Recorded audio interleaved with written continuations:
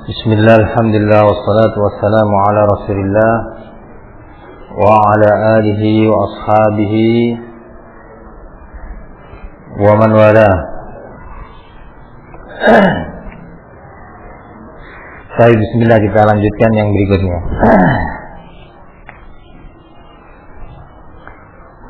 Qala al-muallif rahimahullah wa lahum syubhatun ukhra يقولون أن النبي صلى الله عليه وسلم أنكر على أسامة قتل من قال لا إله إلا الله وقال أقتلته بعدما قال لا إله إلا الله. Hadis ini riwayat Al-Imam Al-Bukhari rahimahullah ta'ala dari hadis Usama bin Zaid. Maksudnya adalah kaum mubtadi'in ahlul bid'ah mau berdalil dengan peristiwa yang terjadi pada Usama bin Zaid, di mana pada waktu itu di salah satu pertempuran Usama bin Zaid mendapati seorang musyrik yang tangguh di dalam bertempur, perkasa, luar biasa. Usama bin Zaid telah melihat di hadapan mata dia bagaimana dia membunuh para sahabat Rasul sallallahu alaihi wasallam dalam pertempuran itu yang gigih sekali. Akhirnya Usama bin Zaid yang juga salah seorang pahlawan dari kalangan sahabat, pemberani, lihai di dalam bertempur, dia terus mengincar seorang musyrik tadi, diincar untuk dilumpuhkan, sampai pada kesempatan tertentu Usama bin Zaid berhasil melumpuhkan orang tersebut, dan orang tersebut jatuh. Kemudian Usama bin Zaid dengan pedangnya telah terhunus begini, kemudian tiba-tiba sang musyrik tadi menyatakan la ilaha illallah. Nah, saya bersaksi bahwa tidak ada yang berhak diibadahi kecuali Allah. Ini dalam keadaan pertempuran. Usama dengan ijtihad yang ada padanya, kemampuan beristihad pada beliau pada waktu itu, dalam kondisi seperti itu, kemudian sang musyrik itu dipenggal oleh dia dan meninggal dunia. Nah, berita ini sampai kepada Rasul sallallahu alaihi wasallam. Begitu sampai kepada Rasulullah memanggil Usama, bahwa aku telah mendengar apa yang kau lakukan wahai Usama. Kemudian Rasulullah mengucapkan ucapannya ini, aqataltahu ba'dama qala la ilaha illallah. Apakah kau bunuh orang tersebut setelah dia mengucapkan kalimat la ilaha illallah? Nah, Usama bin Zaid berusaha untuk menyebutkan uzur beliau. Ya Rasulullah, orang ini mengucapkan kalimat la ilaha illallah hanya karena takut kepada pedangku. Nah, terbukti dia ucapkan di saat pedang sudah terhunus. Nah, baru dia mengucapkan la ilaha illallah. Ya Rasulullah, orang ini seperti ini. Rasulullah sallallahu alaihi wasallam mengucapkan, "Aqataltahu ba'da ma qala la ilaha illallah?" Apakah kau bunuh dia setelah mengucapkan kalimat la ilaha illallah wahai Usama? Diulangi lagi oleh Rasulullah jawabannya. Usama terus menyatakan, "Ya Rasulullah, orang ini mengucapkan kalimat la ilaha illallah karena takut ya Rasulullah." Tidaklah Rasulullah berucap kecuali aqataltahu ba'da ma qala la ilaha illallah. Dalam riwayat lain Rasulullah sallallahu alaihi wasallam menyatakan, "Madza tasna bi la ilaha illallah yaumal qiyamah ya Usama?" Apa yang akan kau pertanggungjawabkan tentang kalimat la ilaha illallah nanti di yaumul qiyamah wahai Usama? Usama lagi-lagi menyatakan, "Ya Rasulullah, orang ini mengucapkan karena takut kepada pedangku." Rasulullah lagi-lagi mengulangi jawabannya, "Madza tasna bi la ilaha illallah yaumal qiyamah?" Apa yang bisa kau lakukan untuk mempertanggungjawabkan kalimat la ilaha illallah nanti di yaumul qiyamah? Dalam riwayat yang lain, karena itu suatu kejadian diriwayatkan oleh beberapa riwayat, Dijelaskan Rasulullah SAW mengucapkan ketika Usama bin Zaid menyebutkan udurnya, ya Rasulullah, dia mengucapkan kalimat la ilaha illallah karena takut pada pedangku. Rasulullah menyatakan, afala syaqaqta qalbahu, apakah engkau robek dadanya untuk bisa engkau kemudian melihat apa yang ada di hatinya?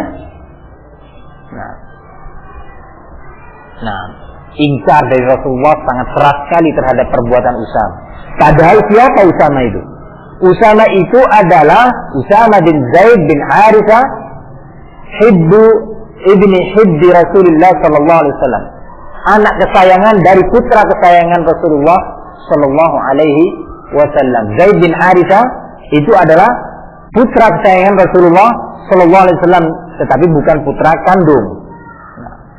Lah Usama ini putranya. Ini yang pertama.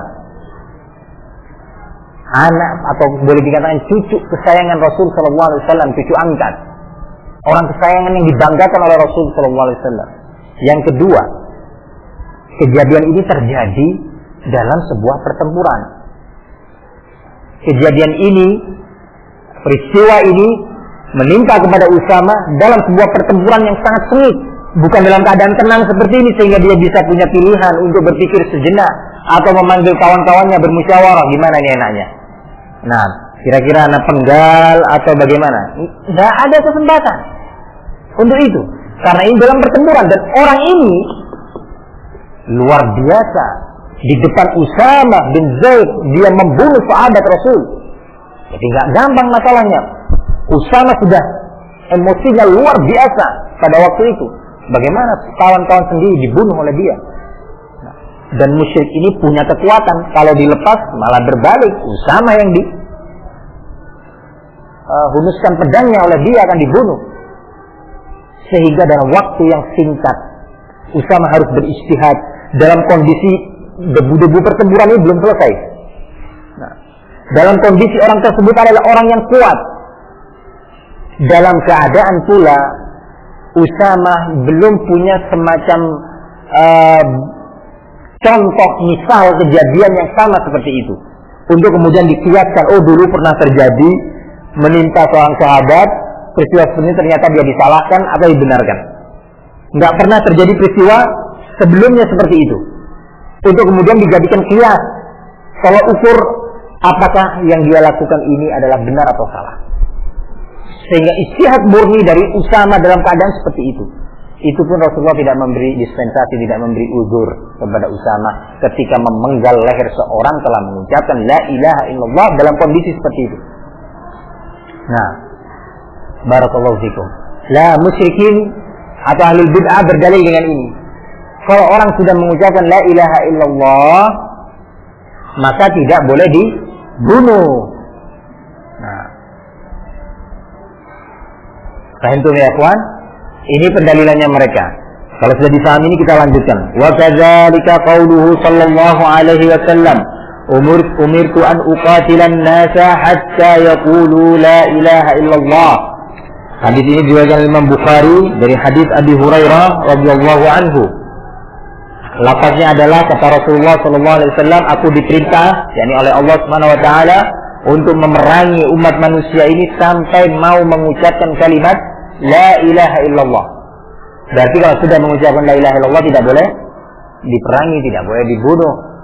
Nah, ini bentuk pendalilannya. Wa ahadits ukhar fil kaffi amman qalaha, dan hadis-hadis yang lainnya yang menunjukkan tentang wajibnya menahan diri tidak membunuh orang-orang yang telah mengucapkan kalimat la ilaha illallah.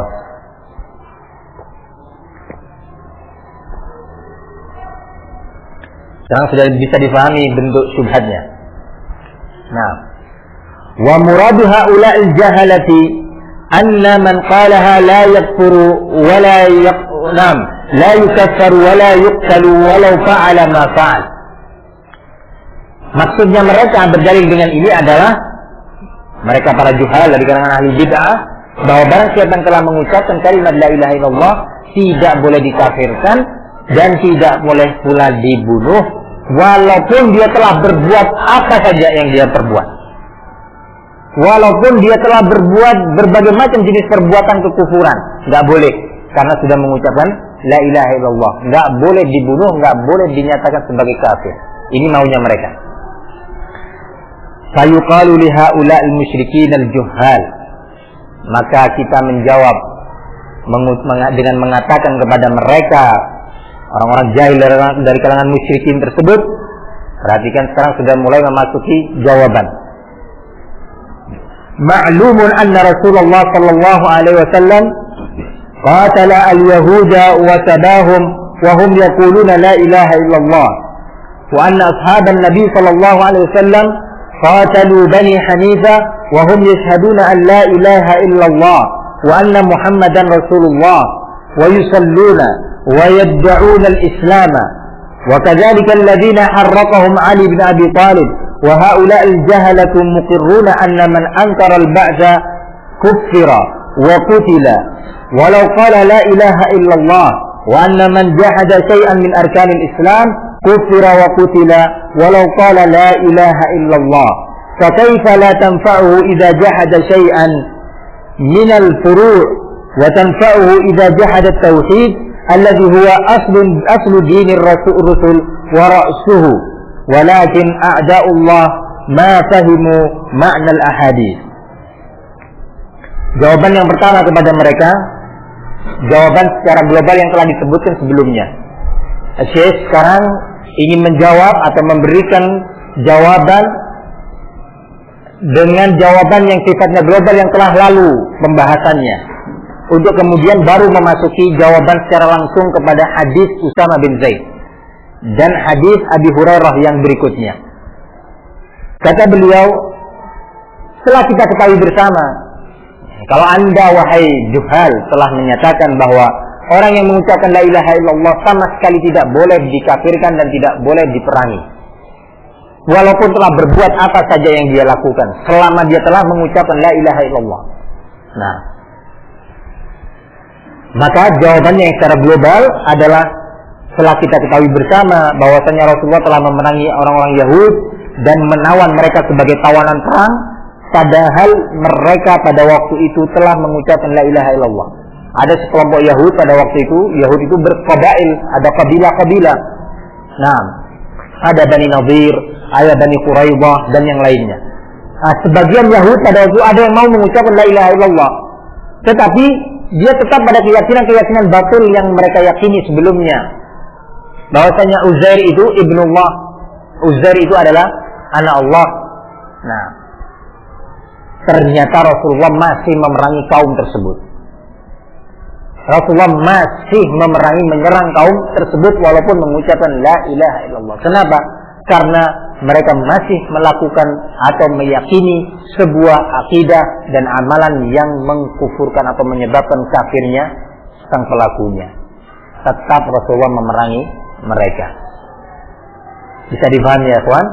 Nah, yang kedua, apa yang telah lalu yang kita pelajari bahwasanya sahabat Rasul sallallahu alaihi wasallam memerangi Bani Hanifah dalam keadaan mereka telah menyaksikan bersaksi dengan kalimat la ilaha illallah dan Muhammad Rasulullah, salat, dan mereka mengakui bahwa diri mereka sebagai muslim. Nah, menyatakan kami muslimin. Toh ternyata diperangin oleh Rasul sallallahu alaihi wasallam. Nah, Bani Hanifah, siapa itu ya Pak Sumadi? Siapa Bani Hanifah? Apa pengikutnya Abi Hanifah? Hanafi mazhabnya.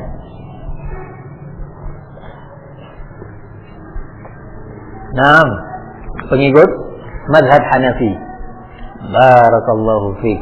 Nah, salamah. Siapa Bani Hanifah? Mereka pengikut Abi Hanifah? Kenapa bukan? Kan sama namanya, Banu Hanifah sama Abu Hanifah. Banu itu adalah anak-anak Hanifah, Abu adalah ayahnya Hanifah. Jadi gimana? Bukan. Kenapa bukan?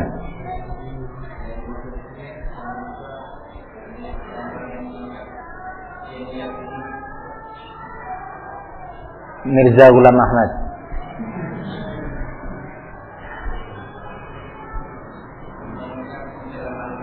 Musailamah al-Kadzdzab sebagai nabi. Iya, tapi mereka pengikut Abu Hanifah atau bukan? Secara mazhab fikih, fikih ya, bukan akidah, fikih. Secara mazhab aja. Apa mereka pengikut Abu Hanifah? Yani mazhabnya Hanafi, Banu Hanifah itu. Bukan secara akidah loh ya, secara mazhab aja. Nah, Ayub,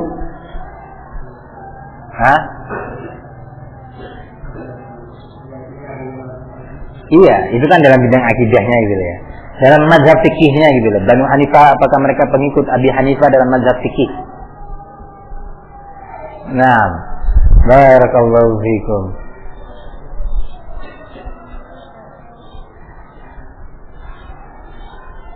Masih mencari al-akh man Mursali. Bukan. Kok bisa?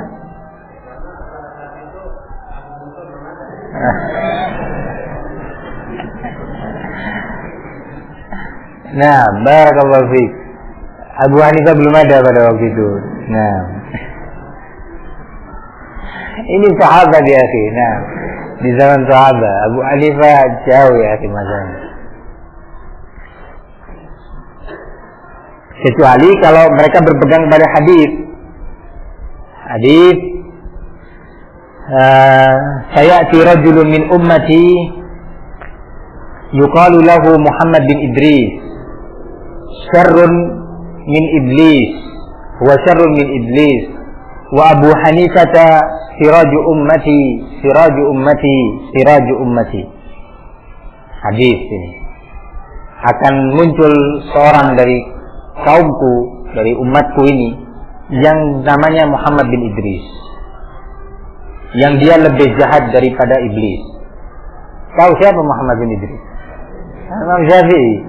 Nah, di mana dan Abu Hanifah itu adalah siraj, sebagai lampu penerang bagi umatku, sebagai lampu penerang bagi umatku, sebagai lampu penerang bagi umatku. Nah, mungkin Banu Hanifah berpegang sama itu, enggak Mursali? Hadis ini hadis palsu dibuat oleh para pengikut mazhab Abi Hanifah yang benci kepada mazhab Al-Imam Syafi'i. Nah, ini ashabul mazahib sampai seperti ini sebagiannya, karena ta'assub mazhab sampai berani membuat hadis yang luar biasa kejamnya. Nah, barakallahu fikum. Kemudian juga peristiwa yang terjadi, apa yang dilakukan oleh Ali bin Abi Thalib ketika Ali membakar mereka-mereka yang pengikut daripada Abdullah bin Sabah pada waktu itu. Nah, ini semua sebagai bentuk dalil bahwa tidak mesti bahwa yang mengucapkan la ilaha illallah itu 100% tidak boleh atau tidak mungkin jatuh pada kekufuran setelah itu, atau kemudian 100% pula tidak boleh diperangi. Nah, ini bukti sejarah, baik yang dilakukan oleh Rasul atau dilakukan oleh para sahabat terhadap Bani Hanifah, atau yang dilakukan oleh kepada Ali bin Abi Thalib terhadap perintis Syiah Rafidhah. Nah, qala anna man ankara al-ba'sa wa haula'il jahala muqirrun, dan mereka para ahli bid'ah itu sebenarnya meyakini, membenarkan bahwasanya orang yang mengingkari hari kebangkitan maka dia dikafirkan dan diperangi walaupun telah mengucapkan la ilaha illallah. Ketika mereka ditanya, coba sekarang saya mau tanya, seorang mengucapkan la ilaha illallah, dia menyatakan dirinya sebagai muslim, tetapi dia nggak mau beriman kepada hari akhir, tidak mau beriman kepada hari akhir. Kira-kira dia muslim apa kafir? Dalam pembahasan yang lalu telah kita bahas bahwa mereka sepakat bahwa kondisi orang yang seperti ini dinyatakan sebagai kafir. Nah, telah sepakat hal ini. Dan juga barang siapa wa man jahada syai'an min arkanil Islam kufira wa qutil walau qala la ilaha illallah. Begitu pula yang mengingkari satu rukun dari 5 rukun Islam, menyatakan bahwa salat enggak wajib, menyatakan bahwa haji itu tidak wajib. Nah, setelah kita sepakati pada kajian yang sebelumnya bahwa mereka juga setuju tentang perkara ini, tidak boleh dikafirkan. Bahwasanya bahwa yang mengingkari salah satu rukun Islam dinyatakan sebagai kafir walaupun dia telah mengucapkan la ilaha illallah. Ini sudah selesai pembahasan. Kita sudah sepakat ini. Nah, Syekh mengingatkan lagi tentang pembahasan yang telah lalu.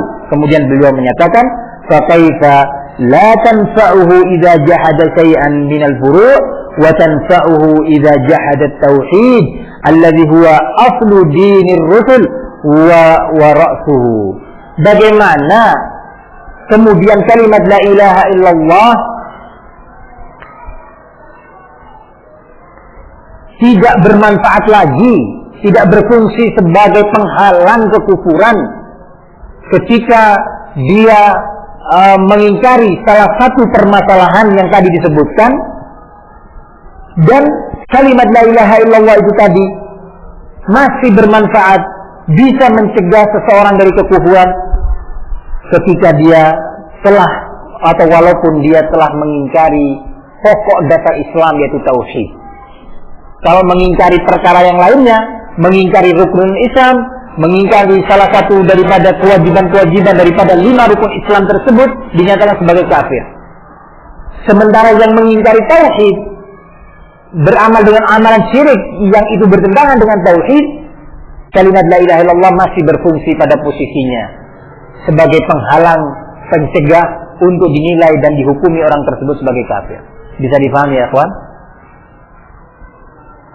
Kalau mengingkari salat gimana ya, kafir. Loh, sudah mengucapkan la ilaha illallah, tidak manfaat la ilaha illallah. Loh, kalau mengingkari haji, ya juga kafir, karena itu rukun Islam. Loh, ini gimana ya, dia sudah mengucapkan la ilaha illallah, tidak manfaat la ilaha illallah. Tapi giliran yang mengingkari tauhid, beramal dengan amalan syirik, berkeyakinan dengan akidah syirik, berubah tiba-tiba. Oh, nggak boleh dikafirkan. Dia kan sedang mengucapkan la ilaha illallah. Oh, jadi tauhid itu lebih remeh, lebih sepele dibandingkan perkara-perkara tadi. Paham ya, kawan? Ini jawaban global sebagai semacam murajaah, sebagai semacam pengingat dari Syekh terhadap apa yang telah dibahas pada kajian-kajian sebelumnya, dan insya Allah sudah bisa dipahami. Nah, walakin a'da'ullah ma fahimu ma'nal ahadits. Tetapi musuh-musuh Allah tersebut, mereka tidak memahami makna hadis-hadis. Fa'amma hadis Usama fa'innahu qatala rajulan idda'a al-islam bisababin annahu dhanna annahu madda'ahu illa khawfan ala damihi wa malih, warrajulu idza azhara al-islam wajaba al-kaffu anhu hatta yatabayyana minhu ma yukhalifu dhalika, wa anzalallahu fi dhalika ya ayyuhalladzina amanu idza dartum fi sabilillahi fatabayyanu ay fatathabbatu. Fal ayatu tadullu ala annahu yajibu al-kaffu anhu wat-tathabbut. Kemudian Syekh mulai memasuki jawaban terhadap pendalilan mereka dengan hadisnya Usama. Nah, ini sekarang jawaban terhadap syubhat mereka hari ini secara langsung. Nah, secara langsung pada poinnya. Kalau tadi masih jawabannya global dan bersifat apa tadi? Murajaah terhadap apa yang telah lalu. Jangan dilupakan. Nah, kata beliau, sesungguhnya Usama pada waktu itu membunuh seorang yang mengklaim dirinya sebagai muslim, yang mana Usama mengira bahwa apa yang dia ucapkan, klaim dia sebagai seorang muslim dengan mengucapkan la ilaha illallah, motivatornya adalah apa tadi? Karena takut. Nah, bukan ikhlas. Kalau nggak ikhlas diterima nggak amalan? Nggak diterima.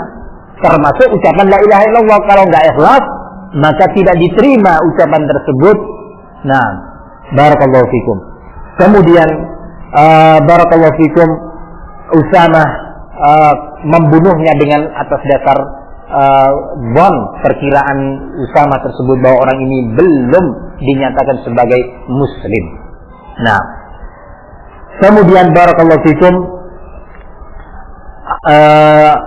Allah Subhanahu wa taala menurunkan ayat Al-Qur'an yang maknanya, wahai orang-orang yang beriman, jika Anda sedang dalam sebuah pertempuran dalam sebuah peperangan menghadapi orang-orang kafir, maka hendaknya kalian melakukan tasabbut. Nah, apa maksud daripada ayat ini? Yakni jangan sembarangan memenggal kepala mereka atau membunuh mereka. Jangan-jangan sudah ada yang mau mengucapkan la ilaha illallah. Nah, subhanallah, dalam pertempuran pun masih diatur oleh Islam bagaimana seorang mujahid bertempur, tidak sembrono, tidak sembarangan. Nah, qala fa in tabayyana minhu ba'da dzalika ma yukhalifu al-Islam qutila liqaulihi fatabayyanu walau kana la yuqtal idza qalaha lam yakun litasabbuti ma'na. Ini jawaban pertama dari Syekh. Perintah fatabayyanu, perintah untuk bertasabbut tentang kondisi seseorang dibunuh ataukah tidak, bolehkah dia dibunuh ataukah belum boleh. Mau tidak mau konsekuensinya apa? Konsekuensinya adalah kata mu'allif, kalau ternyata tidak ada unsur-unsur yang membolehkan untuk orang tadi dibunuh, maka tidak boleh dibunuh. Kalau ternyata di sana didapati unsur-unsur atau sebab-sebab yang merekomendasi dia, mengizinkan dia untuk membunuh, ya berarti boleh dibunuh. Kalau begitu, dalam keadaan seperti peristiwa yang dialami oleh Usama, ketika dia membunuh seorang yang telah mengucapkan la ilaha illallah, kalau ternyata di sana ada sebab-sebab, ada mubarrirat, ada perkara-perkara, poin-poin atau unsur-unsur yang kemudian mengizinkan Usama ataupun yang lainnya untuk membunuh orang tersebut, walaupun mengucapkan la ilaha illallah, maka silahkan. Maksud dari ayat ini adalah jangan sembrono, tetapi ta'anni, periksa dulu. Kalimat untuk memeriksa ini, perintah untuk memeriksa, menunjukkan bahwa ada kemungkinan benar apa yang dilakukan oleh Usama atau barang siapa yang ingin melakukan seperti itu. Kapan menjadi benar? Apabila ternyata didapati di sana adanya unsur-unsur, sebab-sebab yang kemudian mengizinkan Usama atau seorang mujahid yang lainnya untuk membunuh orang yang semacam tadi, yang telah mengucapkan la ilaha illallah. Untuk ya ikhwan, ini apa misalkan unsurnya? Misalkan ketika dia sudah dilepas, ternyata dia justru masih bergabung dengan pasukan musyrikin dan masih menghunuskan pedangnya terhadap mujahidin kaum muslimin. Ini kan sebagai qarina, sebagai indikasi untuk kemudian berikutnya, oh ya sudah, berarti orang ini tangkap lagi, kalau tangkap lagi sikat. Walaupun tadi telah mengucapkan la ilaha illallah. Akhirnya ya toh kalimat la ilaha illallah tidak lagi berfungsi untuk membela darah dia, untuk menghalangi orang lain atau kaum muslimin membunuh dia. Bisa difahami ya kawan? Sekarang bagaimana bentuk pendalilan dari ayat ini? Ayat ini turun berkaitan dengan peristiwa tersebut, berkaitan dengan peristiwa yang terjadi pada Usama bin Zaid. Nah, ayat ini menyatakan, ya ayyuhalladzina amanu, wahai orang-orang yang beriman, jika kalian dalam keadaan pertempuran seperti itu, nah, ya jangan keburu-buru, tasabbut dulu. Bukan kemudian Allah menyatakan jangan membunuh seorang pun yang mengucapkan la ilaha illallah. Tidak seperti itu beritanya. Tapi tabayyan dulu, tasabbut dulu, ya, dicek dulu kebenarannya gimana, memang benar ataukah tidak, boleh nggak sih akhirnya kita membunuh dia. Diperintah untuk apa tadi? Untuk bertasabbut. Berarti ada salah satu dari dua kemungkinan yang akan terjadi setelah terjadinya tasabbut, setelah adanya usaha untuk meneliti kebenaran suatu perkara untuk kemudian diputuskan boleh ataukah tidak. Jawabannya mungkin boleh, ataukah yang kedua tidak. Bisa dipahami ya kawan? Bagaimana contohnya? Contoh kapan dibolehkan seorang untuk membunuh dalam keadaan seorang tersebut sudah mengucapkan la ilaha illallah. Kapan atau bagaimana contohnya? Contoh-contoh yang atau contoh yang menunjukkan tentang bolehnya seorang yang mengucapkan la ilaha illallah dibunuh dalam kondisi seperti ini. Tadi yang Anda sebutkan contoh misal saja. Misalkan setelah dilepas ternyata dia bergabung lagi dengan kaum musyrikin. Justru berbalik dia memegang pedangnya kembali untuk membunuh seorang mujahid muslim. Nah, ini sebagai indikasi bahwa orang ini nggak benar ini tadi. Nah, kalau dalam kondisi seperti ini, ya sudah, sikap aja. Nah, boleh-boleh saja untuk disikap. Loh, sudah mengucapkan la ilaha illallah, nggak manfaat. Itu bohong. Karena sudah kita punya semacam qarinah, ya, zahir, suatu dalil atau indikasi yang nampak secara nyata di depan mata bahwa dia mengucapkan itu main-main. Kalau Usama belum punya indikasi tadi, apa indikatornya tentang ketika dia membunuh? Terus ditanya oleh Rasulullah, ya Rasulullah, dia mengucapkan itu karena takut kepada pedangku. Rasulullah menjawabnya, apa kamu sudah belah dadanya? Untuk kamu tahu bahwa ternyata di hatinya tertulis orang ini takut kepada pedangmu ketika mengucapkan la ilaha illallah. Bukan ikhlas. Nggak punya Usama qarinah apapun, ya, untuk membenarkan perbuatan atau tindakan dia membunuh orang tersebut. Tetapi kalau ada qarinah, ya, yang tepat, yang bisa terlihat dan didengar, nah, maka di saat itu bisa dibenarkan apa yang dilakukan oleh Usama.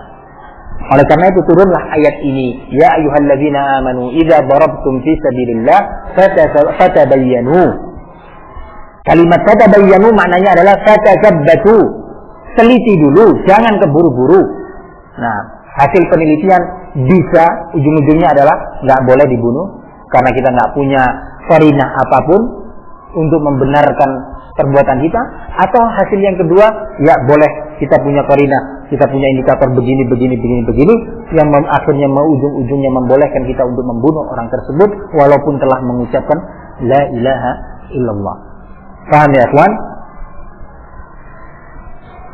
Nah, sampai di sini ada yang perlu disampaikan sebelum memasuki jawaban yang kedua terhadap dalil yang kedua yang mereka sebutkan.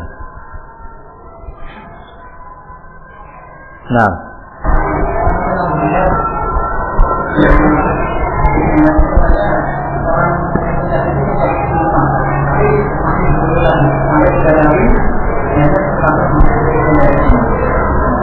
bahwasanya dia mengucapkan tapi tetap masih membunuh sahabat Nabi. Terus dipegang lagi masih tetap lakukan sampai 3 kali. Anak belum tahu riwayat ini. Kalau toh benar nampaknya secara matan dia mungkar. Karena kalau seperti itu kejadiannya, maka tindakan Usama adalah benar. Nah, tetapi dari sekian riwayat yang disebutkan baik di Sahih Bukhari ataupun yang lainnya, tidak ada penyebutan bahwa orang tersebut telah mengucapkan kalimat la ilaha illallah sebanyak 3 kali, mengucapkan kemudian dilepas, kemudian dia membunuh muslim lagi, mengucapkan lagi, kemudian dilepas dan seterusnya. Nah, wallahu alam, riwayat itu di mana? Nah, perlu ditinjau ulang. Nah, sabar.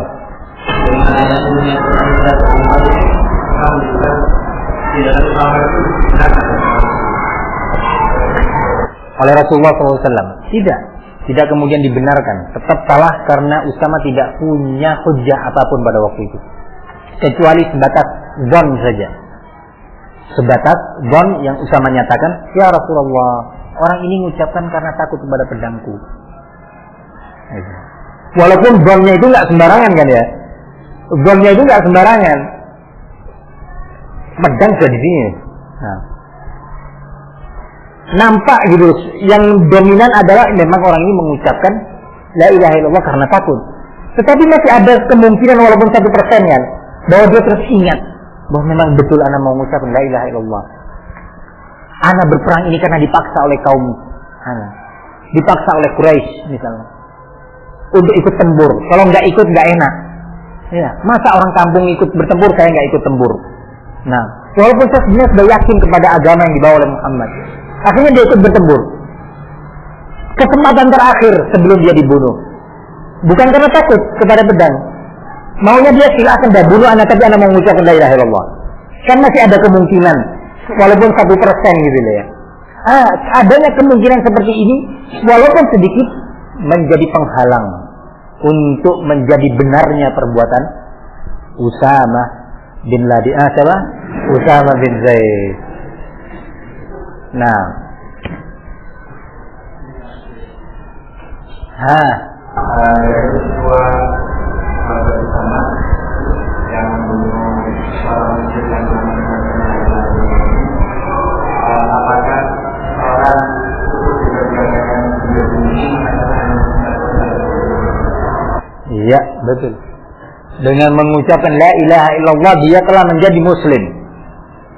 Nah, dengan dia telah mau mengucapkan syahadatain, dengan itu dia telah keluar dari kekufuran, pindah ke daerah keislaman. Menjadi haram darahnya untuk ditumpahkan, haram hartanya untuk dirampas atau diambil, haram harga dirinya untuk dijatuhkan, nah dan seterusnya. Kalau sudah mengucapkan la ilaha illallah, sebatas itu muslim. Ucapkan la ilaha illallah, nah sudah, besoknya ke Sunan Ampel, nangis-nangis di situ, minta-minta istighatsah, ya. Setelah dinasihatin nggak mau, ya batal la ilaha illallahnya. Paham ya, kawan? Nah, ini suatu hal yang penting. Jawaban yang mungkin bisa dijawabkan pula dalam kasus ini adalah, barakallahu fikum, kalau seorang mengucapkan la ilaha illallah, kemudian dia tidak berbuat satupun dari amalan kesyirikan setelah itu, tidak pernah pula berkeyakinan akidah yang batilah yang mengandung kekufuran setelah ucapannya la ilaha illallah, maka dengan ini dia tidak boleh dibunuh. Kasusnya sama. Orang tadi setelah mengucapkan la ilaha illallah, tidak nampak dari dia satu perbuatan pun yang zahir, yang nampak dengan mata dan terlihat dengan terdengar dengan telinga bahwa dia telah melakukan satu perbuatan kekufuran. Kan langsung itu kejadiannya. Mengucapkan la ilaha illallah, penggal. Nah, ini yang kemudian Rasulullah ingkarin dia. Ini yang kemudian Rasulullah mengingkari Usama dengan pengingkaran yang sangat keras. Nah, barakallahu fikum. Tidak peduli yang melakukan itu adalah orang kesayangannya dan juga punya jasa besar terhadap Islam karena dia ikut bertempur. Yang kemudian Usama bin Zaid ditunjuk oleh Rasulullah memimpin sebuah pasukan yang baru terlaksana pada masa khilafah Abu Bakar As-Siddiq.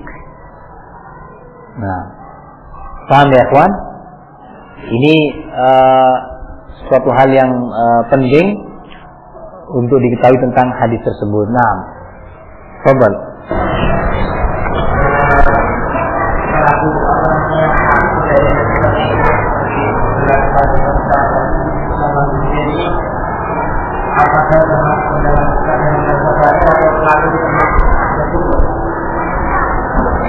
Pelaku yang dilakukan oleh Usama.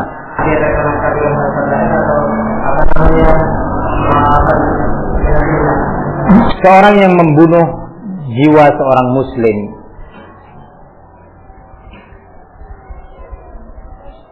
dengan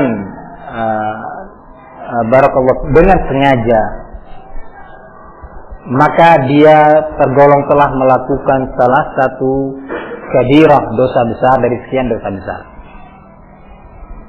Tidak dinyatakan pelakunya sebagai seorang kafir, keluar dari millatul Islam, sang pembunuh tersebut, selama dia belum menghalalkan pembunuhan, selama dia belum menganggap pembunuhan terhadap seorang muslim, seorang jiwa yang muslim untuk dibunuh. Nah, antum ya ikhwan, ini adalah akidah ahli sunnah wal jamaah. Nah, dalilnya banyak sekali di dalam Al-Quran. Allah sebutkan tentang wa in ta'ifatani minal mu'minina iqtatalu fa aslihu bainahuma fa in baghat ihdahuma 'ala al-ukhra faqatilu allati tabghi hatta tafi'a ila amrillah fa in fa'at fa aslihu bil 'adli wa aqsitu innallaha yuhibbul muqsitin innamal mu'minuna ikhwah fa aslihu baina akhawaykum. Allah Subhanahu wa taala menyatakan wa in ta'ifatani minal mu'minina iqtatalu. Jika dua kelompok dari kalangan mukminin bertempur. Tempur itu gimana? Bukan kayak main catur atau perang-perangan, enggak, ya tempur, bunuh-bunuhan gitu loh. Tetapi apakah masih diberi nama oleh Allah mukminin? Wa in ta'ifatani minal mu'minin. Ya, masih diberi nama mukminin. Kemudian hadis yang ayat di dalam surah Al-Baqarah yang menyebutkan tentang al-qisas, ya, bangsa yang bunuh ya dibunuh.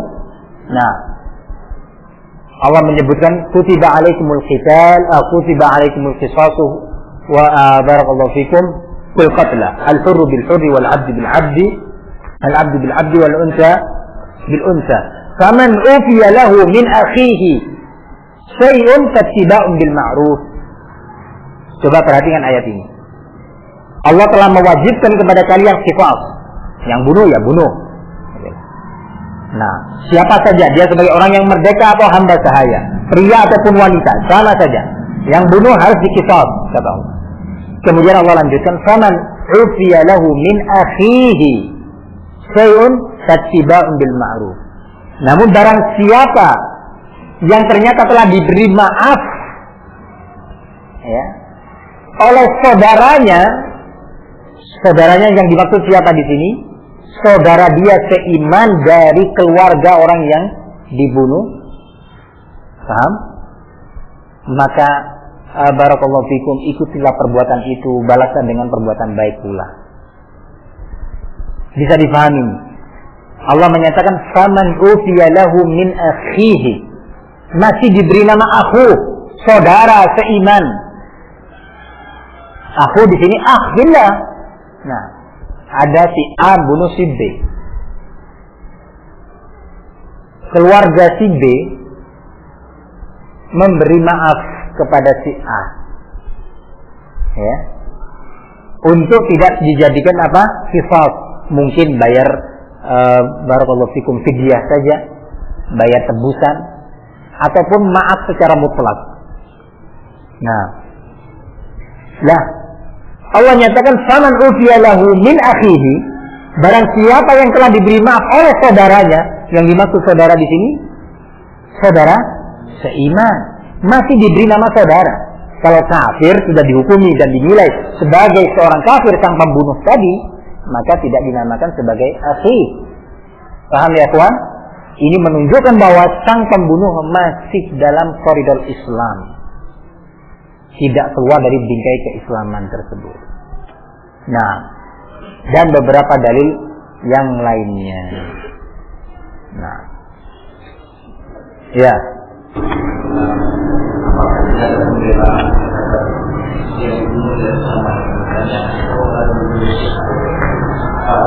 Kenapa orang yang dibunuh? Kenapa? Yang dibunuh bersama ini apakah tidak ada pembelaan dari Rasul? Pembelaan? Apakah Rasulullah itu ada riwayat-riwayat lain? Rasul terhadap bersama itu menjadi itu. Misalnya ada saudara yang dibunuh pada waktu itu, beliau membunuh sama muslimnya juga membayar. Rasulullah berkata, perbuatan bersama ini demikian. Apakah memang saya juga sampai di sini? Yang pertama tadi Anda belum paham. Apakah ada pembelaan, maksudnya gimana? Ada yang dibunuh kita. Dia kemudian dibunuh Allah. Bagaimana muslim itu maksudnya? Oh enggak ada penjelasan bahwa ternyata memang pengingkaran Rasulullah itu benar dan apa yang dilakukan oleh Usama adalah salah, bahwa orang itu telah dinyatakan sebagai muslim murni dan dinyatakan telah masuk jannah. Tidak ada penjelasan seperti itu, hanya sebatas pengingkaran dari Rasul SAW terhadap perbuatan Usama membunuh seorang yang secara zahir telah mengucapkan la ilaha illallah. Nah, juga tidak ada penjelasan bahwa Rasulullah membayar tebusan buat keluarga orang yang dibunuh tersebut untuk menunjukkan bahwa orang itu telah muslim begitu. Nah, nggak ada keterangan tentang itu. Hanya sebatas pengingkaran dari Rasulullah SAW terhadap perbuatan Usama, yang pengingkaran Rasulullah ini dilandasi adanya suatu kemungkinan walaupun sedikit bahwa memang orang tersebut mengucapkan la ilaha illallahnya itu benar ikhlas dari hatinya. Nah, barakallahu fiik. Nah,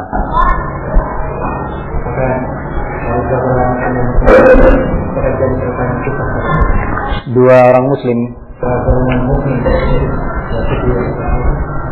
Ya, kalau itu seandainya dengan jumlah yang besar, kemudian berdasarkan takwil, masing-masing pihak mentakwilkan perkara yang mereka permasalahkan antara hak dan batin, maka yang terjadi pada masa perselisihan Muawiyah dengan Ali nggak ada qisas.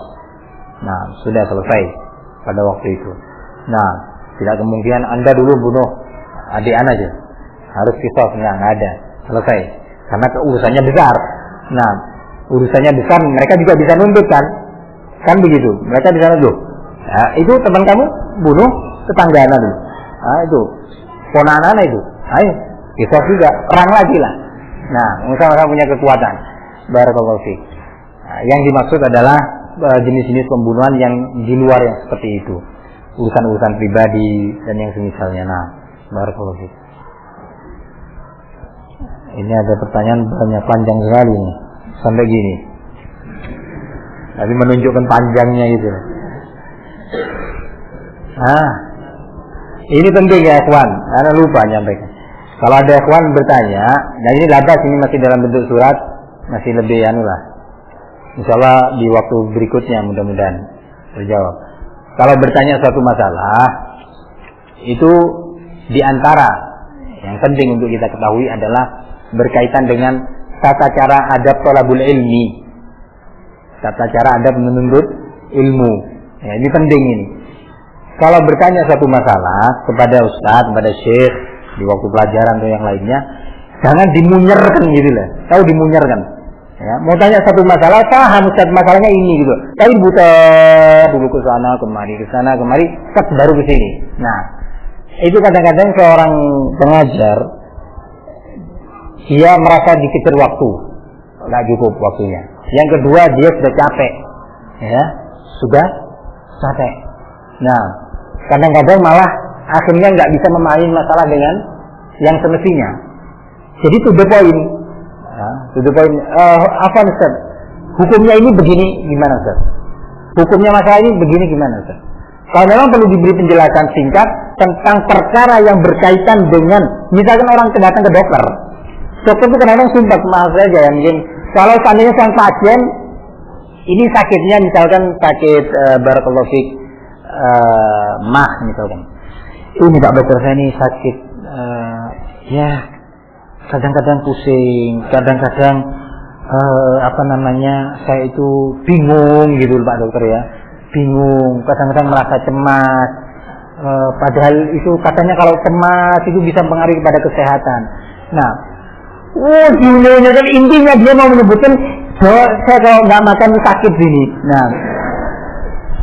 Nah, si Pak dokter mikir ini orang mau mengeluhkan tentang penyakit mahnya ini. Nah, tapi junior kan gitu. Padahal dia banyak pasien sedang antri ini. Nah, atau dia sendiri sibuk. Nah, barakallahu fikum. Ya kalau alhamdulillah masih sabaran, Pak dokternya dengarkan terus. Nah, lalu kalau nggak sabaran, nah, kan jadi masalah akhirnya. Barakallahu fikum. Begitu juga di majlis ta'lim, di majlis ilmu, barakallahu fikum. Para masyayikh itu kadang-kadang begitu, potong sudah pertanyaan itu. Potong belum selesai, jebret maksudnya ini begini. Ya, nggak boleh. Sudah selesai. Nah, sudah paham maksudnya, oh ini kesini karena sudah dia pengalaman, pertanyaan yang semisal ini sudah sering diajukan ke dia. Nah, nggak boleh. Selesai, dia keburu ini harus dilakukan, ini di target yang harus diselesaikan, waktu sudah mau habis gitu lah. Nah, barakallahu fikum. Jadi ini penting, ini salah satu saja bentuk tentang adab thalabul ilmi dan penting untuk diketahui oleh ikhwanna, barakallahu fikum. Baik, sampai di sini. Tadi jangan putus asa, ini nggak apa-apa karena dalam surat insyaallah Anda baca. Mudah-mudahan nanti ada kesempatan lain dijawab biiznillah taala. Sallallahu ala nabiyina Muhammad wa alihi wasallam. Alhamdulillah.